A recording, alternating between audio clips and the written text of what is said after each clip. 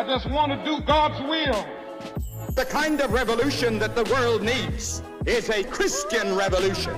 If you want a miracle, you've got to expect it to happen. You are the recipients of God's grace and God's blessings, and you rejoice in that reality.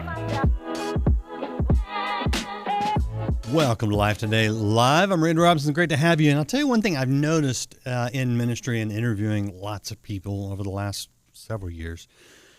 It's amazing how many people are effective in ministry, whether it's writing, speaking, pastoring, sometimes counseling even, who had really messed up childhoods.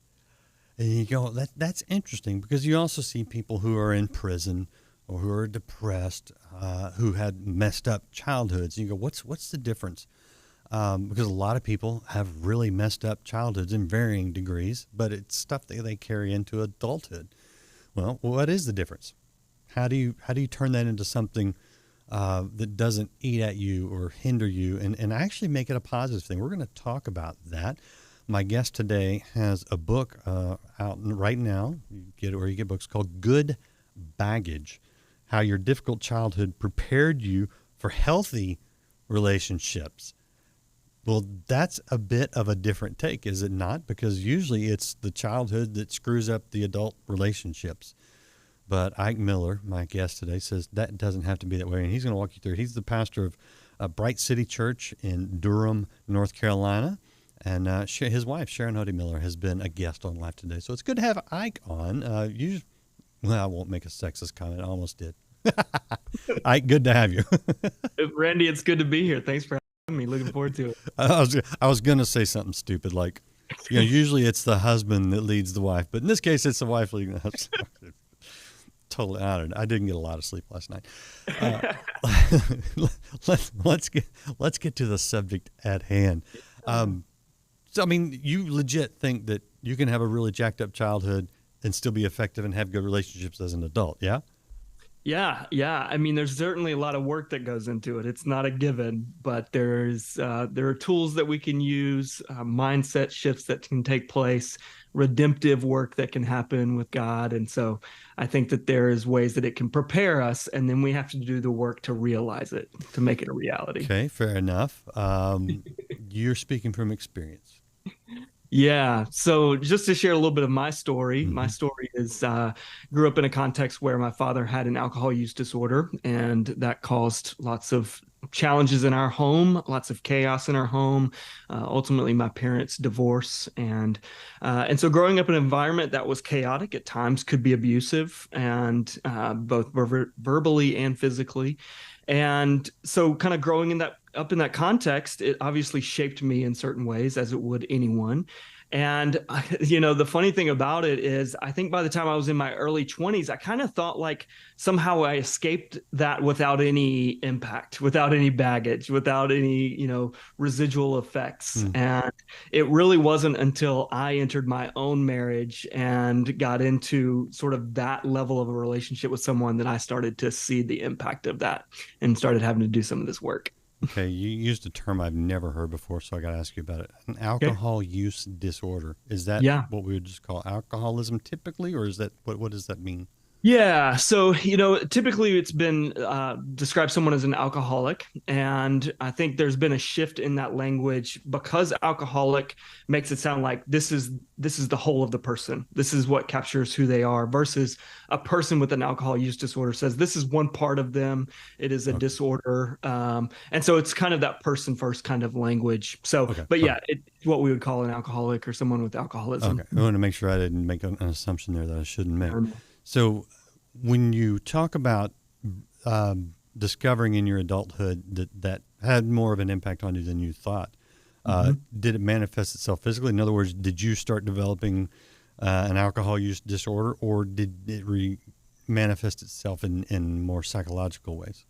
It was more psychological. I first began to realize some of that impact when Sharon and I had been married just a couple of months, and Sharon said to me basically one day, she loves Disney World, and she was like, if you're going to be married to me, you need to understand my love for Disney. And so we went on a trip to Disney, and while we were there, we were 3 or 4 days into a trip, and I just realized, here I am in what's supposed to be the happiest place on earth, and I'm not very happy. In fact, I'm quite melancholy. And that kind of started to raise some questions for me and potentially seeking out some help for depression. And that was kind of the moment where I realized, okay, I think maybe there's some stuff below the surface that I need to work through. And so that was kind of the beginning of my journey and realizing that.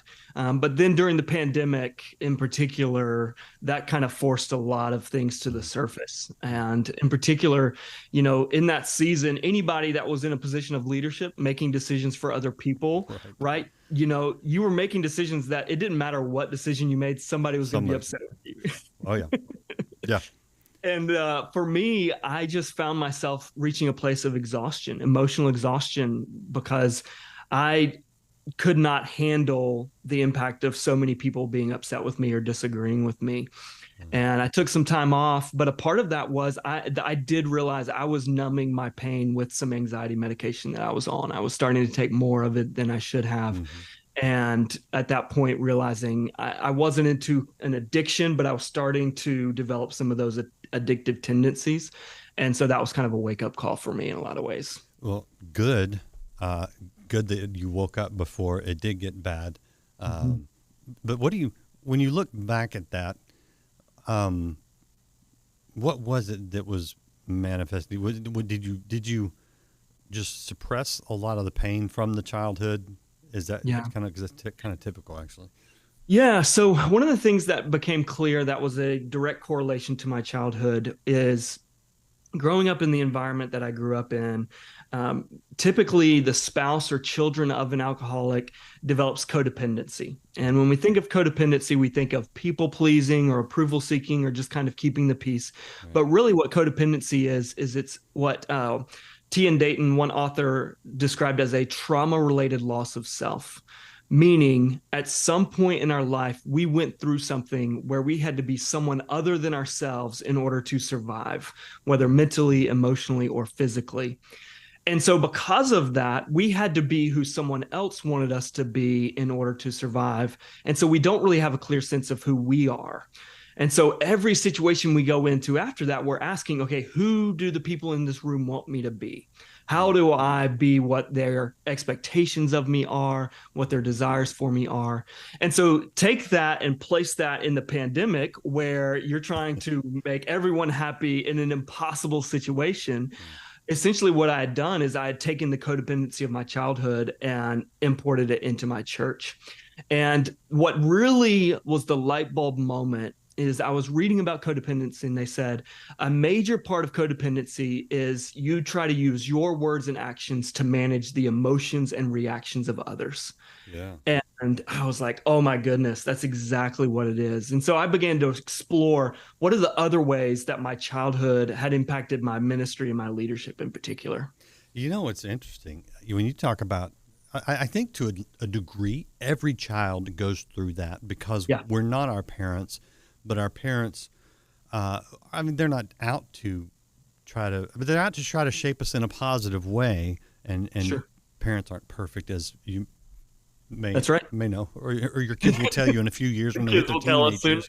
They'll tell you soon enough. But my dad and my parents we didn't have alcohol in our house because we were good Baptists. There you go. Anyway, so there was none of that. There was no abuse. But there was. Oh my gosh! I modified my behavior to please him. There are times when I still. So what? Here's the question. I think. When do you realize? Okay, because we should try to a level please other people. I go out of my way. I would change my normal routine to do something to make my wife happy. Yeah. Where is the line between not living just for myself, but living to serve others, as opposed to losing myself to try to please somebody? How do you find that line? Yeah, the line that I've landed on that I think has been most helpful has been, at what point is my attempt to please you require me to disrespect myself? At what point do I have to be silent about your comments about me or your demands of me? At what point has this moved from your requests to your manipulation and your control? And so that self-respect piece, the idea that I have certain emotional and physical boundaries that should be respected. And when I have to set those aside in order to please you, we've crossed into some dangerous territory. That's good. You've really thought about this. that is very helpful and very clear. So when you get into, as a pastor especially, I'm sure you've also worked through sort of the theological implications of all this. Yeah. And the temptation for me would be to form an idea and go find scripture to back it up completely backwards, right? When you look at scripture first, what sort of guidances do you get to get you to the place that you're at? Does that make sense? Yeah, so I think along those lines of loving those around us and yet having self-respect, I think one of the things that we struggle with in the church is knowing the difference between self-sacrificial love and codependency, for example, right? And really the line there is the line of self-sacrificial love is something that I do really for the glory of God. But a lot of times in our self-sacrificial love for others, really it is for our own glory, for our own approval. And so one, being able to assess, okay, am I doing this for the glory of God? But two, is this really about me? And the reason that I name that is because we see that demonstrated in Jesus. Jesus obviously was self-sacrificial in his love, but he also was not just bending over backwards and answering every request that was made of him. I mean, at the end of Mark chapter 1, we see, Jesus has healed people all night. And the next morning, the disciples come looking for him because he has gone off to himself to pray. And they're like, Jesus, everybody's looking for you. And Jesus' response is, on to the next town. Yeah. Well, I have to proclaim the message. One of my favorite passages where he's like, on to the next town. He gets there. They're like, do some miracles, Jesus. He's like, oh, okay. And he gets in the boat and leaves. Yeah. Like, talk about not pleasing people. Yeah. Well, and he realizes in this moment, they are not interested really in God. They are interested in what Jesus can give them. And so it's really about them. Yeah. And which is, I think, an interesting parallel because, you're right. A lot of times we will self-sacrifice, not out of a sense of godliness, but out of a sense of, okay, what will this do for me? Yeah. Right. Yeah. What will they do for me because I've done this for them? Yeah. And when you get right down to it in Scripture, I mean, it says, what I ought to obey God rather than men. And even Jesus says, look, you got to, in comparison, almost hate. Well, he does say hate your family, which is such strong language that I still struggle with that one. Right? He's not calling us to hate our family. He's just saying that the God's calling has to be that much higher, which means if we're trying to please, especially if we're trying to please people who are contrary to what God's calling us to do, we got to make that decision. And you're right. It's not self-sacrifice love at that point. It's actually obedience to God to not go along. Okay. Yeah. Very interesting. Okay. We're going to get to the good part because the title of the book is Good Baggage. So we're going to talk about how do we pivot? What's the pivot point to make this good? It's Ike Miller's book, available wherever you get books. You can also go to ikemiller.com. Thanks for making that one easy. It's a good URL. I can remember that. There you go. So here's the question of the day. Yeah. I've had the bad stuff in the childhood. It's showing up in adulthood. You're saying it can be actually used for good. How in the world do you do that? Yeah, great question. So there's a couple of pieces to it. There is the mental shift of being able to recognize that for many of us who experienced a dysfunctional family or difficult relationships in our childhood, the one thing that we want more than anything else to see our relationships go differently than what we saw in our childhood. And so the first part of this is letting that passion, that desire to see our relationships go differently be a motivator to pursue healthy relationships, to educate ourselves on good communication, to educate ourselves on conflict resolution. And so that serves as a motivator. The second piece of this, though, and this is what a lot of the book is recognizing that a lot of our baggage, really what we're talking about, are coping mechanisms we developed in a dysfunctional relationship that we then carry into other relationships that don't require those coping mechanisms. And so in those environments, they actually begin to work against us. That's why we think of it, baggage is bad, is because the baggage we carry from the other relationship is now infecting this new relationship. Yeah. And so what I'm getting at in the book is to say, okay, if these coping mechanisms originally served us in some way, is there some way that we can disarm the negative impact that they have on us and yet still leverage the good stuff in them? So, for example, talking about going into a room with my father when I was a kid, one of the things that I got really good at was sort of assessing the emotional climate of the room. Is it safe to be here? Where is he at emotionally? Is he angry? Is he sad? Is he happy? Is it safe to be here? Is everything okay? And that became sort of a coping mechanism, the ability to determine, do I need to find a way out or is it okay? Sure. That has given me and a lot of people that grew up in a similar context the ability to read emotion and read rooms very well, to read people, to read body language. And the way that works against us is we go into a room, and if somebody's upset, we immediately take responsibility for it. I must be the reason they're upset, right? But if we can disarm that, if we can create the differentiation between us and them enough to say, okay, I may not be responsible for it, but let's talk about it. So if I go into a room with my team at our church and I can tell somebody is off a little bit, something's going on, rather than jumping straight into the business of the day, I can say, hey, it looks like something's on your mind. Can we talk about it? And that just builds trust in our relationship as a team. Or when I come home at the end of the day and I walk in the house and I can tell Sharon's off, body language is off, I can say, hey, what's going on? Let's talk about it. And that actually really serves to bring health to the relationship. That's interesting. That is because my dad's dad was an alcoholic, and violence and abandonment, all the negative stuff. And he can read a room like nobody I've ever seen, right? I mean, literally the strength of a lot of his preaching back in the 60s, 70s, 80s was being able to stand up in front of a crowd. And once he'd start talking, he could kind of read the vibe of the crowd, which means he could then speak into it. And you go, how do you, because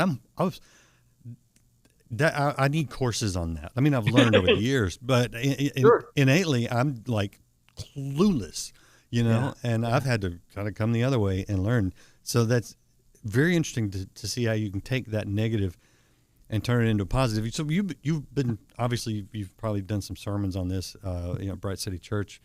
When you see people here, okay, I can actually take something good out of that without having the negatives that were there, and use it in a positive, constructive way, not just for, as you point out, not just for normal relationships, but healthy relationships.